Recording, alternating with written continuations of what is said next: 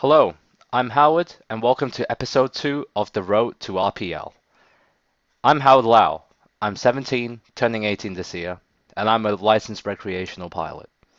And in this YouTube series, I aim to assist simmers better understand and better use the flight simulator as a flight training tool. Welcome to episode 2, the briefing section for straight and level flight. The lesson objectives for today is to maintain straight and level flight. And there is a criteria for straight and level flight. The criteria calls for constant altitude, constant heading, ball center as in the inclinometer to be center, therefore coordinated flight to be maintained, and no change in airspeed.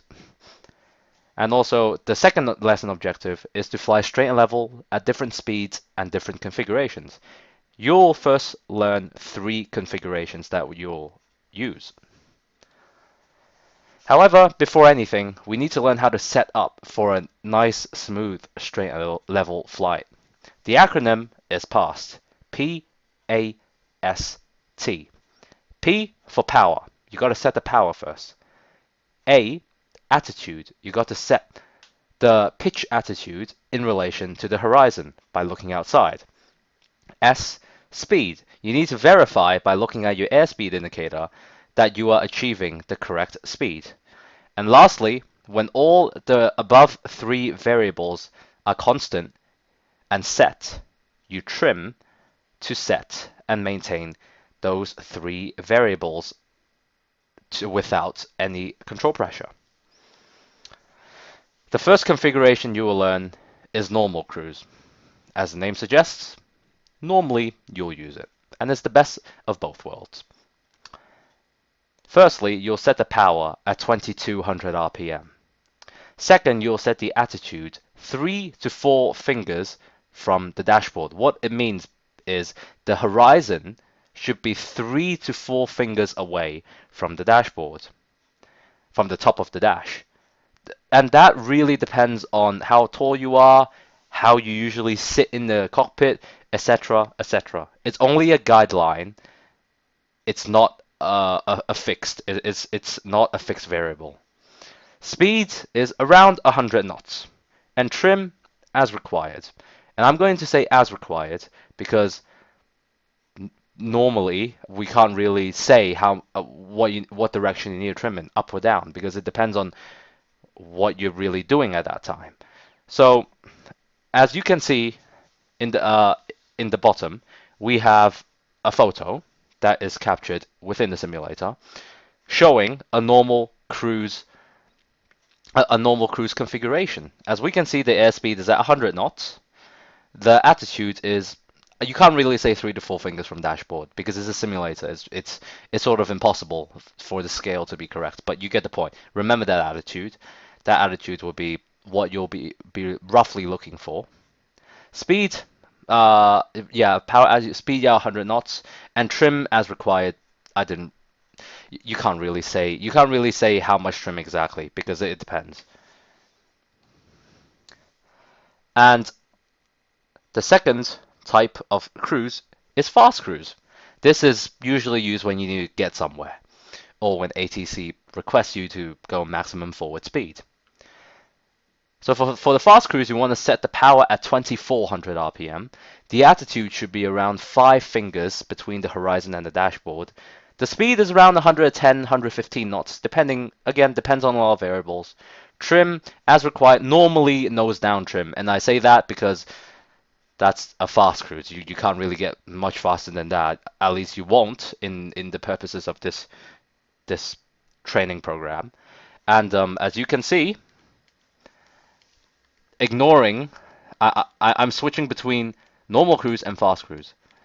Look at the attitude difference. This is normal cruise. Look at the horizon in relation to the cowling or the dashboard. This is fast cruise. And this is again due to an increased lift due to increased airspeed when flying faster. And that's why during fast cruise you normally need nose down trim, and you'll fly at a more nose down attitude. And the last cruise configuration that you'll learn is usually used in the circuit, especially when somebody is in front of you, which is the slow cruise. In the slow cruise, the power is set to 1900 RPM. The attitude is around 2.5 fingers between the dashboard and the horizon. The speed is around 80 to 85 knots, depends.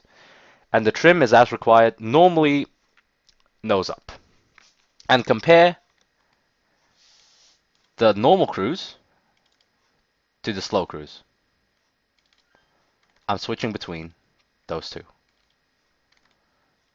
See the difference? Slow cruise, there'll be a higher nose up attitude. And as a rule of thumb, transitioning from different cruise configurations, it's pretty easy. I don't want to overcomplicate things. If you are going fast, you trim down. If you're going slow, you trim up. That means if you accelerate, you trim down. If you decelerate, you trim up. Easy as that. The work cycle is very important. This work cycle you will use subconsciously during any flight. It's called the ALAP cycle. Attitude, lookout, attitude, and performance. What exactly does that mean?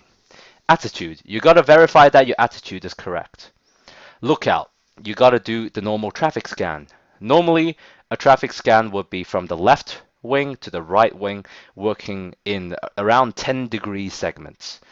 Now, you don't really want to get a protractor out. You won't get it exact. But what I mean is a slow, methodical scan left to right. Usually, I like calling out left, center, right. I do it in my head now, but when I was training, I do that. And after the lookout, you want to check the attitude again. Some pilots, a lot of pilots end up pulling back when they are just subconsciously pulling back, and that's an instinct for every pilot, is to pull back to get away from the ground. But of course, after lookout, you gotta reset the attitude or verify that the attitude is correct. And P is performance instruments. You got to verify. This is the only time you'll use instruments. You just got to scan the altimeter and the vertical speed. The reason is you don't want to be climbing and descending. And these two instruments primarily will tell you whether or not you're climbing and descending. So without further ado, I'm going to see you guys in the cockpit for a straight and level flight. As per usual, have fun and fly safe.